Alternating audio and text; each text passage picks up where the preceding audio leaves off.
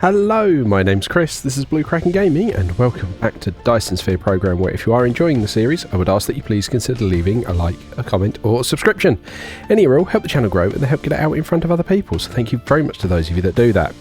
Now, in our last episode, we got the vertical rocket, or the vertical missile silos, or rocket silos set up, so that we could automate getting the rockets out, and you can see, just looking out, if I try and get the angle on, you can see we've got some of the large nodes for the Dyson Sphere frame actually starting to come in. So yeah, that's what we got on with last time. This is another one where, you know, I fluffed up the recording, and so I'm recording these after the moment, so I don't necessarily remember all of my thoughts, but I know what we do want to try and get on with, and I think this is what I'm trying to get on with now, is automating the production of the what they called, not particle collectors, but the bits that photon receptors, that's it, photon receptors is what, or ray receivers, that's it. So we're going to try and automate the ray receivers so that we can get that all set up, because I basically, now we've got the Dyson Sphere, we're going to want these. Now immediately we can start using them for power, and I'm probably going to start plugging a load of them in, but we are eventually going to need them so that we can get the photons collected so that we can make antimatter. So this is where I'm just going to start running the lines in, and I'm trying to do the ones where they are most intense, closest to the item, or the constructor or the assemblers, so that the grabber arms don't need to have the travel distance. As mentioned last episode, we're constantly going to have dark fog swarms launching assaults, because we have got the the little outpost at the black hole system, which is covered in dark fog.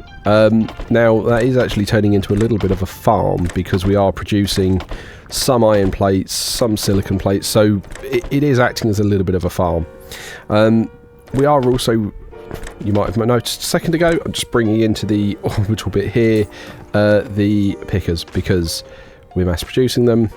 I don't need to go and collect them, I can get them flown over to me, but you know, that does take a couple of moments to get over here.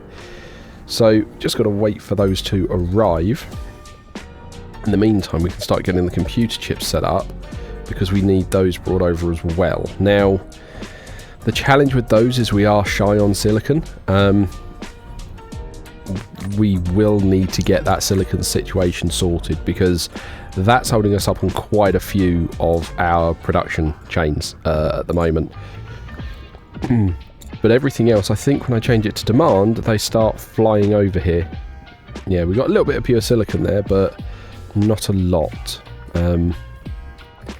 So yeah, we do need to get those computer chips sorted out, but I've checked the chain. It's the microcrystalline components that are holding those up.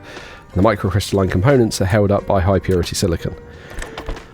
So we do want to try and get all of that straightened out. Now we're just laying down all of the pickers for these at the moment. It is an unusual one because it is 5 lines. It does actually use every output on 2 sides of the assemblers, which, yeah, it makes it busy. So yeah, just bringing these out now. Keep everything nice and tidy and next to each other. And this is just going to whir away in the background. I don't need these to go anywhere, because I know they're going to be here. But I just want them to be produced in the background, because I don't want to manually be making these as and when I need them. I just want to be able to come, grab some of them, lay them down where they need to go. So that's what we're up to here. Just getting that all put through. There we go. And then we can feed in the computer chips for, you know, when we do get them sorted. Ooh, running it sideways there. That's completely the wrong one. Still getting it all fluffed up and everything on my side. But yeah, so then we can run our output belt So this is where we're going to be able to put out the ray receivers, and this is just chucking them all out. Again, I'm not worried about efficiency, I just want them being slowly whirred away in the background. But at the moment we've got a Dyson Sphere producing a large amount of energy that we're just not tapping. So what I'm going to do here to maximise the pickup is I'm just going to run that belt around the outside, and then we can, pick it up from everywhere. There we go. So that's going to hopefully keep that pretty fed. And again, I'm out of iron, so I can get some of that started, but we need to make more. And again, I've still not automated these things. Arguably, I possibly should, but I haven't, because I don't feel that I want them. I say I don't want them. I'm often running out of them, but I don't feel that I need them for having them on the network, as it were. Right, so we've put the recipes in. Now we're just going to dump down all the power lines. There we go. So once the computer chips come in, that is then going to start working its way through. Now, I'm trying to remember whether I go and check on the computer chips now or not, or what the next plan is. And this is the only downside of trying to do it after the fact. I cannot remember what I was thinking. Upgrade. Oh, okay, so we've got the Dyson Sphere stress level done. So this is where we can come in and we can draw in the next bit. And this is where I'm still trying to figure out what's going on. So I put the next layer of anchor points in, but again I've still not got any connections between them, and this takes me a little while to figure out what I'm actually doing with this. Now, like I say, I have been doing some off-camera work. Got that node in the wrong place. I have been doing some off-camera work, and I have since figured out how to do the skins and all of the rest of it. So come Friday, you guys will be able to see how the Dyson Sphere is progressing, which I'm really pleased with. But yeah, at this point I'm just fumbling my way around, not really sure on how to do the connections properly. We do get it sorted out, I promise. But do let me know in the comments if you're shouting at me at this point, going, "What the hell are you doing? You've messed up. You've not drawn any of the connections." Because I know I've not done them at this point. But it is what it is. Okay, so that's all going to be there. I think this is where I'm then trying to work out what is going on. Why am I not? Because I thought at this point I would have started pulling in some of the solar sails, and I think this is where I'm genuinely just trying to go, well, what am I doing? Because that's all. Some of those nodes are saying they're full. They've got their 30 of 30. There's nothing else they're waiting for. So that's where I then realised there's a grid canvas there, which is fine. Decoration. Yeah, I've not realised that I need to be using that dot to dot line. It's just everything's being built at the moment because it's got no sell points. But we do get to that. I promise you we do. But right now I don't know what I'm looking at. But that's the bit at the moment. You can see it's generating 900 and something megawatts as a Dyson Sphere on its own. But we're not pulling that. We're effectively wasting that because we don't have any ray receivers that are doing it. Oh, there we go. I figured out the line drawings now. So now I'm just going to go through and fill all of those in. As I kind of let the draw or the diagram rotate. So we do go and fill all of these in, and I apologise that this may take a little bit of time, but this is what we just get on with. But at this point as well, I still haven't realised I've got to draw in the skins. So yeah, that's a whole nother thing that we do also need to put in. But again, that bit you don't see, but I do realise they need to draw the skin in off camera, and we have gone and done that, and I don't make you watch all of it. So we do have progression, which is going. Yeah, and it's kind of nice to see everything like coming together. It feels good to be getting to this stage with the Dyson Sphere, in that it's getting to the point where like we're getting it built, and it feels to my mind like we're almost like the end is in sight to my mind. And I was talking to someone on the Discord the other day. It was Xthrush actually, and he was talking to me and he said, "Oh, you've got ages left to go yet."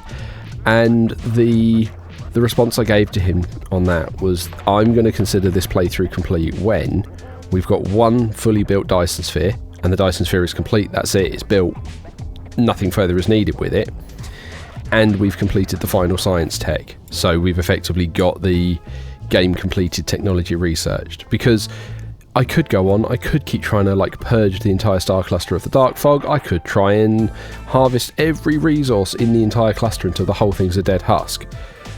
But to my mind, I feel a good, sensible end point of the game is going to be to have completed the end game science, because then the game actually says congratulations, you've won, but also to have a completed Dyson Sphere, because, you know, it's the name of the game. We want to build a Dyson Sphere. So those are the two objectives I've got: to consider the game complete, which it feels really nice to be getting to this point and having like the sphere drawn in. We've got more than just a Dyson swarm now. We've actually got the beginnings of a Dyson Sphere, which, like I say, I'm really pleased at. We are still, you know, launching huge amounts of solar sails into orbit, but I want to start getting them into the frames so that they can be sort of preserved and not burnt through. They just, you know, fill in and become a permanent part of the frame, because that's what we want to get to. So again, just filling all of this in, and I think we've got the last couple of points there we go. Cool. So we filled all of that in, and then we can just start see stuff coming in. Okay, so we've got the generation of the Dyson Sphere reaching 1 gigawatt, and we are not using that at all. That's where I want to use those ray receivers to actually start making use of stuff. So yeah, that's going to be the fun bit. Now, what have we got? We're heading to Bakerix 2. I think this is where we're going to go and try and find out what's going on with the... that's kind of cool seeing those rockets head off like that. Yeah, this is where we're going to go and try and find out what's going on with the microprocessors and computer chips, I think, from memory, just to try and see what's going on with everything as a whole. Yeah, it's an interesting episode, this one, because, like I say, we do start just genuinely making some progress. Now, I know at some point we're going to need the white science, which is the final one, but for us to get to the white science, this is where we need to get the antimatter stuff down first. So I'm like, oh, there's a backup, we may as well throw another science lane on there, because we've got... I had one in the inventory, I have the capacity, there's no point letting it just sit there. We've got the resources, or the science cubes, kind of feeding in, so it's like, sure, why not just let this one help and get it involved. Oh, didn't grab the bit properly there we go. And then, yeah, we just fill it in so it gets its power. Extraterrestrial dark fog is assaulting. Oh yeah, and then I need to tell it to do research, please. There we go, and it's going to start bringing everything in. Cool. So one of the bits I have noticed with those science towers, and I've kind of noticed it a little bit afterwards, is I'm not... they're not pulling the science in fast enough, so those towers are not filled. They're not all in use, which is a bit of a shame, but it is what it is. We have also been struggling with production of purple off camera, sort of after all of this. Purple really starts to struggle Not because we aren't having the prerequisite resources, we're just not actually producing enough of them. So yeah, that's where I've spotted the computer chips are short on the microcrystalline components, and this is where I'm meandering around, and I'm sure the microcrystalline components are somewhere in here. So we effectively go looking for them. But again, this whole planet is quite disorganised, and I don't know where any of them are, which is a shame. To the point where I think... Hang on, what am I up to at the moment? Oh yeah, I realised that I think this is where I'm talking about needing to get some more silicon ore. So we might head over to Azha to try and get some silicon ore. Yeah, because there's like 13 million there. That's definitely where we want to go, and it's like Azha 2, I think, that we wind up going to. Because we're already pulling a little bit off of Azha 1, but Azha 2 is where there's a huge amount of silicon ore that we can try and pull. So I think this is where we start preparing our little excursion to go over to Azha 2 to set up a little base in the same way I have around DSR J1329 plus 35-1. It's such a weird name. The black hole system where we've got all those planetary bases flagging at us. So for that we go and start getting all the pieces we need for, you know, rockets and powers. So we do actually grab some of the microfusion plants because we do genuinely need some to get it going, because we can ship deuterium over there. We can see we're shy on motors because we're just getting short on some of the early prerequisite stuff. So I almost feel like I'm possibly going to try and have like just a full-on insufficient materials. Like, I want to say a smelting planet. We need more smelter arrays because we just need to make some more of the prerequisite stuff. But this is where we're now going to head over to Baycrux 4. We're going to pick up some of the planetary logistics stations and some of the bits and pieces that we need for that, so that we can basically have a little remote base set up. Flight mode. So this is where we are, just like I say, floating around to try and find them. There they are. There's our planetary logistics. We've got loads of them, so we can just grab a chunk, which is good.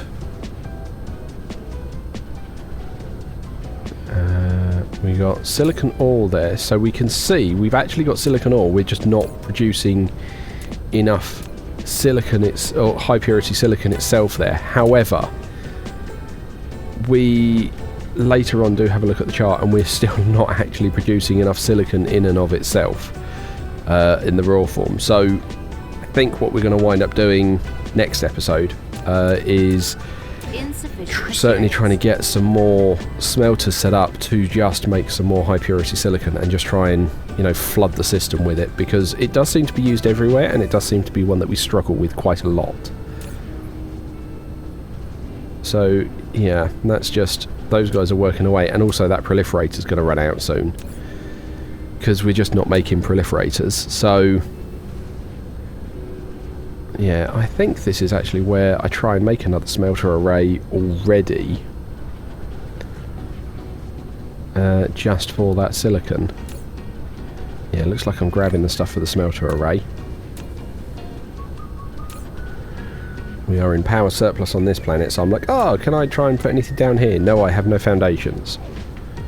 But that's okay. I think I failed to find somewhere to put it down on Baycrux 4. We have a look around for a bit, but I do think I failed to find any. Ooh. Grabbing the orbital collectors instead of putting down... I'm making a right hash of that, trying to grab some foundations, aren't I?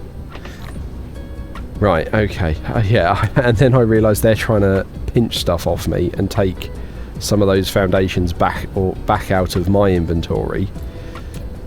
So we try and run away from them fairly quickly before we use it all, before they take it all back from us. And Oh, actually, no. Do I find... I think I find some on here. I think I pave over some of this water that I'm not using. Mineral depleted. There we go. And we just plonk it down here. Extraterrestrial dark fog is assaulting. Right, where am I? There we go. Smelter array. Cool. So that's just going to go straight down. Again, we take out the proliferated stuff because we're not producing it yet and we don't have the coal for it. So we clear those bits, tell it to bring in silicon because we've clearly got some somewhere. And it does surprise me how much is now just like flooding in. It really did surprise me.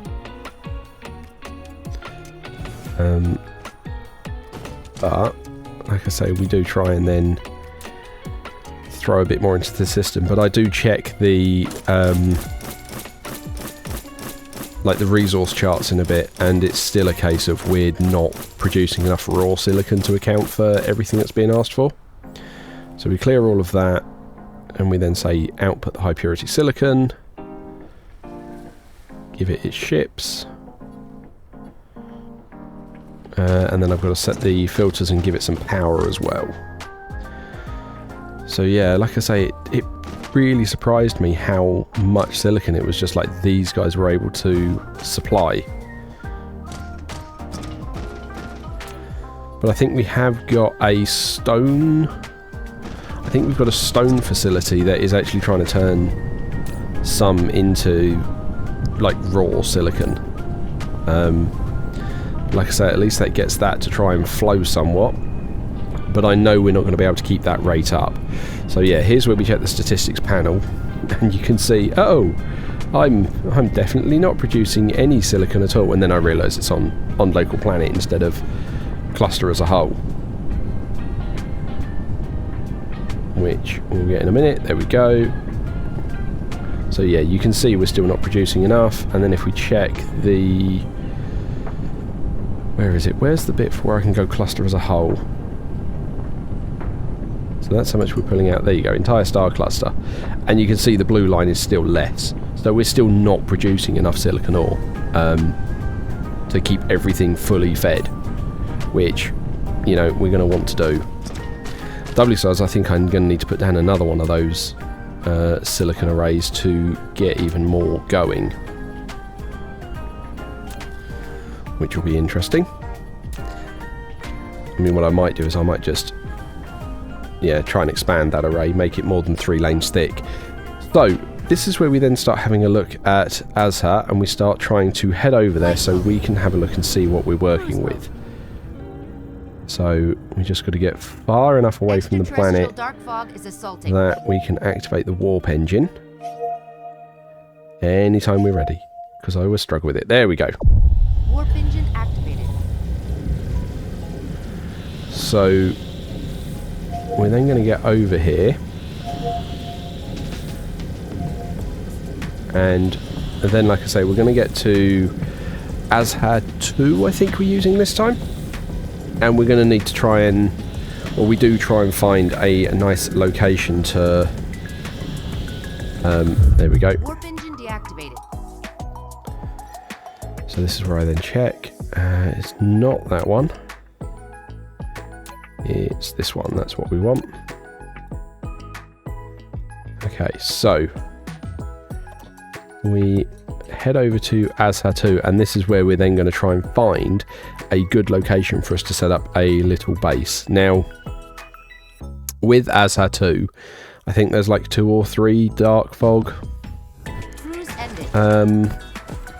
sort of like planetary bases here, which I'm not too worried about because they're quite low level. There's only 3 of them.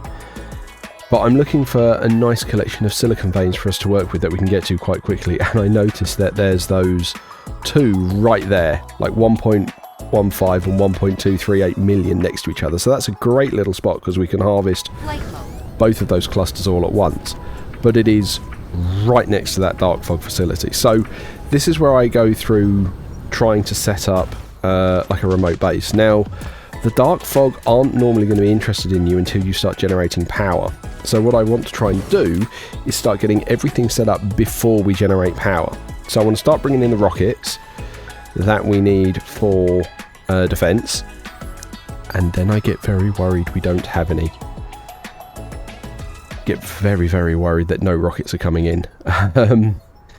Then we try and bring in the deuterium, and we have the same thing. Now the deuterium isn't too much of an issue. That just happens to be a case of where we suddenly started making the rockets to build. Sorry, where we suddenly started building our rockets to build the Dyson Sphere, we send a lot of our deuterium out in, or the deuterium rods in that direction to set them up. So that's just a bit of backlog because everything that we had stored up has suddenly moved over to produce the rockets. So that's not we're not producing enough, it's just suddenly we've had to fill 10,000 in another interstellar logistics station. So that's what's caused that delay there. That does actually sort itself out. But the missiles are something we do need to try and resolve. And I and ah about where to place the missiles, because I don't want to get them too close to the dark fog yet, because they're not armed. They haven't got anything. They're not going to get anything for a little while. So I'm umming and ahhing about placing them, because I also do want them the other side of the silicon veins so that we can protect anything that might come from that direction. So that's kind of the plan there. But like I say, because we're not generating any power yet, the dark fog don't give a monkeys. I do have a quick look on the logistics screen to try and see what's going on with it. Where are we? And this is where it's kind of nice actually. Like, you can then check remotely, and I realised you can edit remotely what's being done, and like you can change, like, yeah, you can change any of the deliveries, you can change what you need them to do. So that's kind of nice that they can do that kind of bit remotely. Yeah, so I'm just trying to have a look, see what's going on with the missiles, try and see where they are. And I've realised that our logistics station that delivers the missiles has 100 missiles in it, which is not good, because we need a load of those missiles to defend the black hole system, and if they run out of missiles, we're in great trouble. So yeah, we now need to go darting back to Baycrux to find out what the heck is going on with our missile production, because that is a desperate need. Now that planetary logistics station and those little power bits will be fine, because like I say, they're not generating power. No one's going to come looking for them. The dark eye or the dark fog won't give a monkeys. So we leave that there as we go back to find out what's going on with the missiles.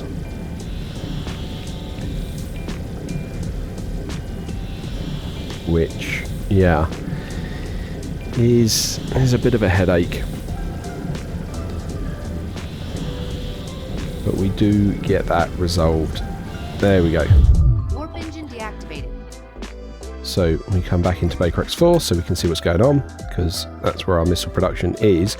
Now we have only got, I think it's 4 constructors making missiles, or 4 assemblers. It's not a lot. We're not making a huge number of missiles, because ultimately it doesn't seem like we need a huge number of them. But clearly something's gone wrong, because they still need to be produced. So this is where we're then going to hop up, and we're going to go and check on that missile production array. Now I can't remember exactly what was wrong with it, but it is a case of we have run out of an item. So that is what we're going to wind up having to look at. So we've got a load of water heading off in that direction. That's fine. We're going to need to get that sulfuric acid upped, but I'm not as worried about that, because we can lay down some of that. There's some water collectors on one of the sulfuric acid planets. We can get that. It's heading over here. Oh, we've only got 3 constructors making missiles. Okay. And as you can see, we're out of this, what is it, combustible unit, which we were making from coal over in this sort of a direction. And this is the bit I'm struggling to remember exactly how far it is. There they are. And look, they've emptied those coal nodes that they were using. There's like nothing coming through. So we effectively take those down, and what we now do with them is, it's like, well, we can put a little node down there, but again, it's not going to be great, is it? It's not going to bring huge amounts through. I still think I'd put them in though. There we go. So that's going to start those making some. I think I then decide to cut. Yeah, what I then do here is I bring in a planetary logistics station, and we just import some coal. Just bring it in from wherever. Because if we can have some in the chain, then it can work its way through. So we get that going there, so we can then again keep these guys fed with coal, so that we can try and get the missile production back off and underway. And then we've got the little fidget disc drones that are flying them all over. So here we go, here's a load of coal that comes flooding in. And that's just going to, like I say, keep that all topped up. Now I do realise that it's all escaping up in on one of the previous chains, which I don't want, so I actually do just cut that line so that we don't use it for anything but those combustible units, because that's what we're after it for at the moment. So yeah, that then hopefully starts to get the rockets reset up, and those guys are going to continue to build. Now, what I will say for you, off camera and after all of this, what I actually went and did was I changed the proliferator chain that was using coal to make proliferation fluid. That's now making those combustible units, because we're not making enough proliferation fluid. We're not needing it anymore, so I've moved over to getting those to make the combustible units. And we have also set up another chain on Baycrux 2 to make missiles. So we are now mass producing missiles and getting them all done a bit more. But that's pretty much where this episode wraps up. I think I then fly back to the other place while we wait for all of it to flow through. But yeah, this is where I'm going to wrap it up. So as usual, likes, comments, subscriptions, they all help the channel grow. They help get it out in front of other people. So thank you very much to those of you that do that. Thank you very much to my YouTube channel members. Your support is very much appreciated. And please don't forget that as a supporter, you do gain access to the save files for any of the open world games I'm currently playing, along with the blueprints that go along with them. So feel free to make use of that. But other than that, oh, and also early access to the videos. You get early access to the videos, so you get to see them before anyone else. But other than that, thank you all very much for joining me today. I hope you have a great day, and I will catch you all next time.